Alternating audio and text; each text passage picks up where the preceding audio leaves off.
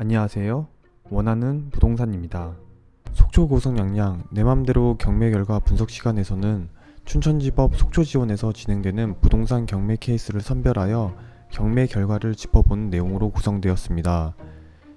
경매 결과에 대해 같이 이야기해봄으로써 속초 고성 양양 쪽 부동산 시세와 개발 정보들을 숙지하고 부동산별 적정 시세를 스스로 판단 내려 향후 경매 입찰뿐만 아니라 매매 과정에서도 이익을 남기셨으면 좋겠습니다.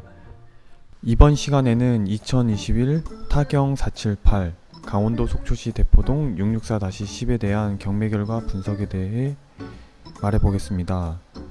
소재지는 아까 말씀드린 대로 속초시 대포동 664-10이고요. 대장사항 용도로는 단독주택이 올라와 있습니다. 토지 면적은 약 115평, 건물 면적은 20.2평으로 되어 있으나 무허가 중축된 면적이 약 10.44평 정도 더 있는 것으로 나옵니다. 매각 대상은 토지와 건물 일괄 매각이기 때문에 법정지상권 문제는 없어 보이고요. 감정가는 4억 5천 2만 580원으로 나와 있고 한 번 유찰되어 최저가는 30% 감액된 3억 1,500만 4천원 되겠습니다. 경매 물건 위치를 보시면 속초 해수욕장으로 올라가기 전에 있는 외홍치 해수욕장 인근에 있고요. 본 물건을 포함한 외홍치 인근 지역은 일반 상업지역이나 고도지구 약 15m로 지정되어 있다는 점 미리 확인하시면 좋겠습니다. 조금 더 확대시켜서 보겠습니다.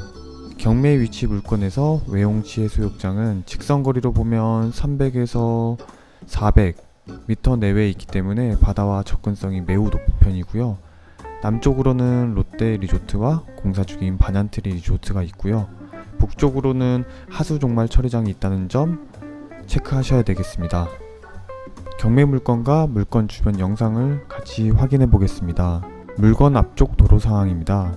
편도 1차, 왕복 2차선이 놓여 있습니다. 휴가철 차량이 붐비는 것을 고려할 때는 현재 도로 현황은 그리 좋은 편이라고 말씀드리기는 어렵겠습니다.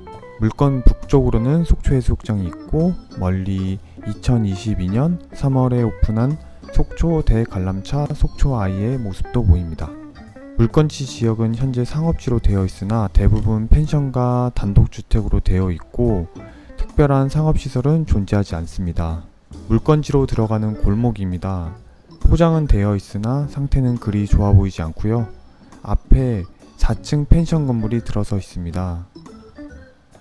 차량은 한 대가 왔다 갔다 할 수 있을 정도의 폭이라고 생각하시면 되겠습니다. 추후 권리 분석 때 말씀드리겠지만 현재 물건지에는 임차인이 살고 계시고요. 바깥 펜스에는 철제로 울타리가 쳐져 있습니다. 상업지 치고는 건폐율을 넓게 쓰지 않은 주택이 있기 때문에 마당이 현재 넉넉한 편이고요. 아까 말씀드린 대로 바로 앞건물과 대각선 앞건물 모두 4층 거의 최대 고도까지 올라가 있는 상태이기 때문에 물건지에서 건물을 새로 올린다고 해도 동쪽 방향으로는 바다 조망이 힘들 것으로 판단됩니다. 남향으로는 시야가 일부 뚫릴 수는 있으나 물건지 남쪽으로는 언덕에 낮은 임야가 있어서 그쪽으로도 바다 조망이 여전히 힘들 것으로 보입니다. 확실히 바다와의 접근성은 높아서 물건지 밖으로 조금만 걸어 나오면 바다가 바로 조망되는 모습을 볼 수 있습니다. 외홍치 해수욕장으로 가는 입구입니다. 공영주차장과 야영지가 있기 때문에 물건지에서 주차가 불가능할 시에 이쪽 주차장을 사실상 활용하셔도 괜찮을 것 같습니다.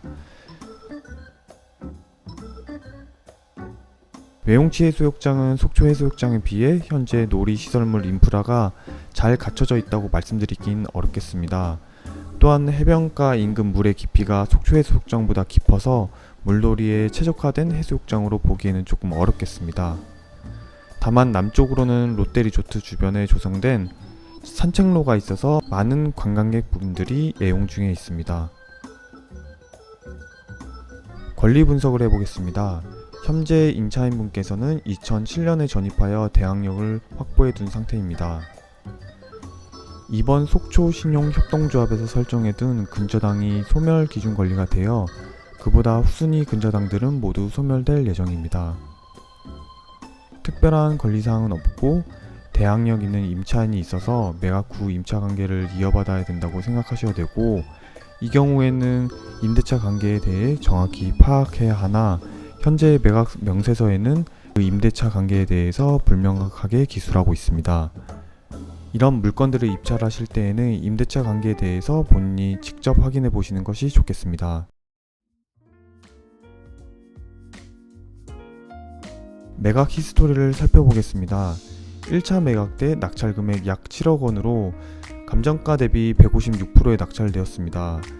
다만 대금 지급 기한 미납으로 인하여 유찰되었고, 2차 매각 시에는 현재 낙찰 금액인 5억 1,100만원, 감정가 대비 114% 수준에서 낙찰되었습니다. 추후 설명드릴 내용이긴 하지만 현재 시가 기준으로 본다면 1차 매각 시 낙찰 금액은 약간 과한 측면이 있었습니다.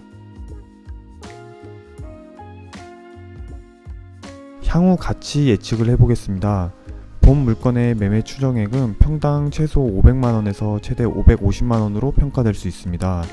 2022년 인근 지역에서 평당 550만원으로 거래된 이력이 있습니다.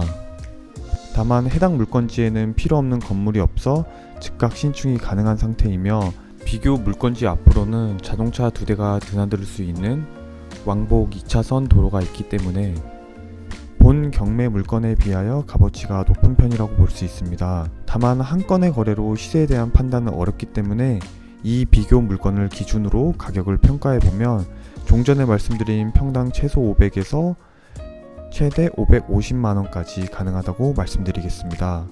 경매 물건을 낙찰받아 발생할 수 있는 비용에 대해 짚어보겠습니다.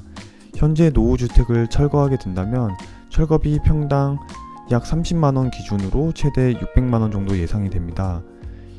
임차인 간의 임대차 관계가 불명확하여 명도 비용에 대한 예측은 정확히 어려우므로 이 부분은 넘어가겠습니다. 매매가액 추정과 비용 추정 결과를 보았을 때 본 경매 물건은 최종적으로 약 5억 7천만원에서 6억 3천만원 정도의 가치로 예측됩니다.